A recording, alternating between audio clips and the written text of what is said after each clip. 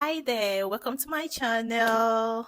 I'd like to introduce myself simply as Khadijat, and the bespoke in my name is just from the idea that I own the right to decide my life any which way I want. So that bespoke comes true in everything. Every time I try to kind of like, I don't know, imitate someone, follow a script, do something the way some other people are doing it, I find myself having to do it uniquely or else it won't work. I guess everybody's life is kind of bespoke one way or the other. Let's get into what we are here for today.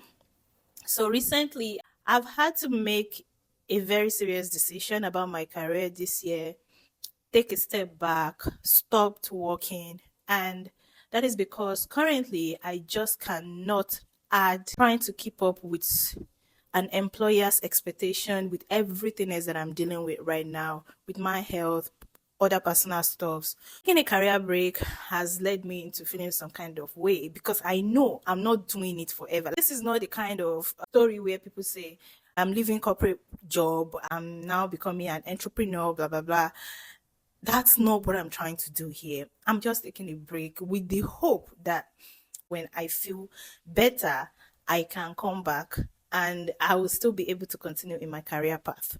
Now, that's where the problem is. I see a lot of negative connotation when it comes to a woman taking career breaks and their chances of having to come back and continue their career, you know, to pick up where they left it. It's usually not that simple and not that easy. And there are so many discriminations going on in workforce. We all know the job market is crazy right now. Now, imagine if you have some unexplained gap on your CV and it sparks curiosity, if not discrimination from the employer's point of view. With everything, I like to think about things a lot and overanalyze. So for this one, I actually went into doing research to see what my chances are. There's nothing I will find out in this research that will actually change my mind. I've made my decision. I'm prioritizing my health. I'm prioritizing my family currently. However, I would just like to have an idea what the picture looks like when I want to come back. What can I expect? What should I expect?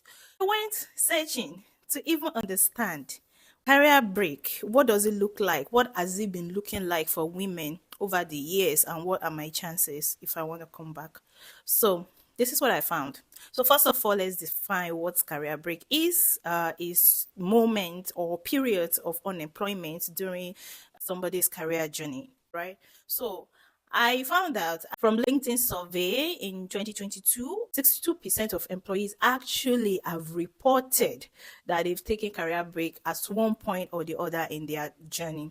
And reported being the highlighted word because of the discrimination, a lot of people actually don't report it and somehow they find a way to fill the space with something and move on and avoid any scrutiny, which is very understandable. That is including men and women. However, they found out there are like 43% more women who would take career break more than men. How is the job market responding to that? How is society responding to that? How is the system responding to that fact that there may be time in which an individual might need to prioritize something else above work? They said in the recent years, the response has been uh, improving. Research conducted by Harvard Business Review, and they found out that 52% of employer will call candidate back even if they have that career gap on their resume, but it has to be explained. Now, so let's talk about if you explain the reason for that career gap, what does that mean for you? We also see that different career gap actually have different rate of callbacks. Do you get? So normally callback rate for resumes generally on a normal day without any comma and semicolon is 11%. It means if you send your resume out like 100 times, you might get callback from 11 places, right? So that is the normal percent. Now, if you have career gap, however, callback rates will only be 4.3%. And they said this jumps to 8.5% if the reason you provide is for training and education. Okay? If it's for a health issue, the callback rate is about 7%. And if it's for family concerns, like for women, for instance, you take time off to take care of a family, to get pregnant, to have babies, to, that stuff, 6% callback rate. So, the best reason you can give them that will make them to still consider you as somebody serious, I guess, is to say you went for a training or education for upskilling one way or the other. So, with all these figures, what have I made out of it personally? I think it just told me, first of all, I don't think I would succumb to any societal pressure or corporate pressure to work till I drop, like literally work till I drop. I remember when I was pregnant with my second child, I was teaching and I taught to the last week of me giving birth. And my students would be telling me, "Do you want to give birth in class?" Because I was so big and I wouldn't take my maternity leave. I only had access to 12-week maternity leave and with half payment, right? But also, I believe that I would need more time postpartum than before I give birth. So I was pushing it to the last bit end. It wasn't easy, right? But I understand. I'm saying that to just let you know that I understand the pressure to want to put everything in when it comes to work, when it comes to your employment and all of that. But in my current situation, with everything that I've known, that I've experienced, I would say that there is no reason to risk your health, your life, your wellness, your marriage to keep a job. What employers don't understand is that even if someone is forcing themselves to be employed, they will not be productive. If their mind, if the important thing in their life is something bigger than that job, but they are staying because they are saving face, or they just need that money and they are not living when they are supposed to live, your business, your corporation, or your whatever is going to suffer, because you can actually be a mediocre employee and just do the bare minimum. But there are some people that cannot do that. They can't, like, we don't have that thing to just be mediocre, to just do anyhow we want.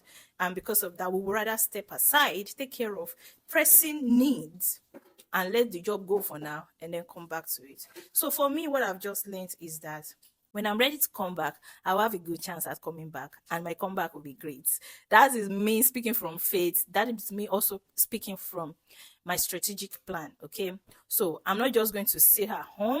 I think my advice for anyone, unless you are on a sick bed and you just can't reason for that period, I don't think anybody should go on a career break and just switch off completely from their career. Like, upskill yourself, stay in the knowing of what is going on in your industry, especially in this kind of world that everything is changing fast. Before you know it, there is something about AI in your industry that you must know about. There is one technological situation happening, improvement, advancements happening, and you must know if you want to still stay competitive by the time you come back to work. It's also evident from the research or from the data that we just went through now that it makes sense to employers when you take a time off to upskill. So, coupled with other personal issue that you might want to use to explain your career gap or your career break when you are ready to go back, I think the most important part is for you to also show that while you're away, you are not in a cave. You are not completely out of the scope of what is going on in your industry. So personally, I would recommend two things: upskilling and freelancing. Yes, if it is possible. There are some professions that freelancing is not that easy, or is not even like relevant, right? If it's not relevant, of course, I get that. But if it's something you can do, even volunteer, even volunteer to do it for cheap or for nothing at all, in order for you to have something to still show as an experience during that period in time. But of course, upskilling. And when you are upskilling, don't just jump at anything. Still be thinking about what are your plan when you come back from your break, and what do you want to do. So you are like, the skills you will be learning should be something that is relevant to your future career plan, right? You need to like do a very thorough evaluation to know that I need to learn so skill, so that by the time I come back, I have an edge, or I have a competitive edge. So I think we should think about that. So this is what you will be getting from my channel, my journey through my career break.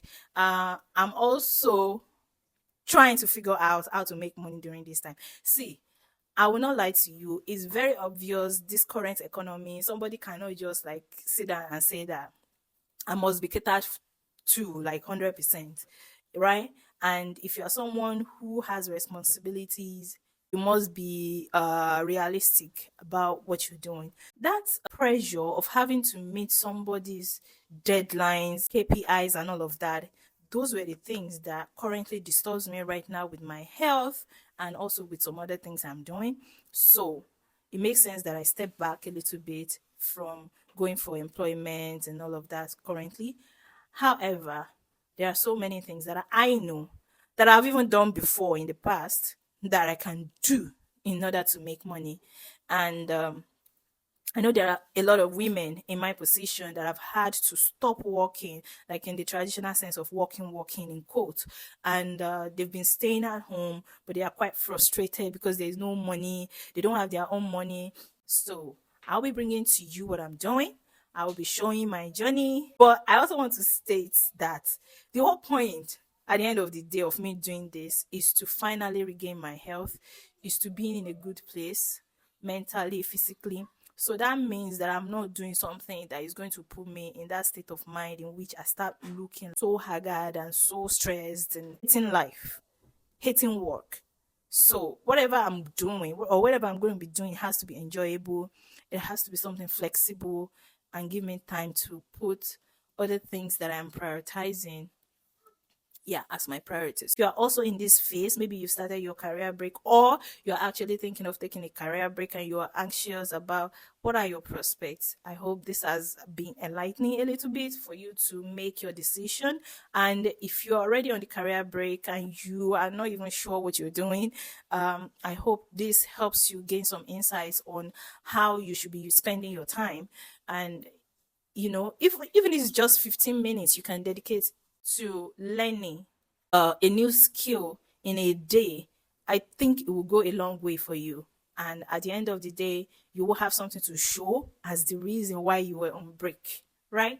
So, yeah, I hope this has been helpful. And me personally, I'm documenting my journey because I want this channel to be something that holds me accountable, and also like a diary for me. Because I look back, the first video I posted on this channel was 4 years ago, and I've the day I played it back, I wish I had been documenting my life, my thoughts, and my journey. I wished I didn't stop because a lot has happened since then till now. So yeah. So I hope I'll catch you in the next video. Bye.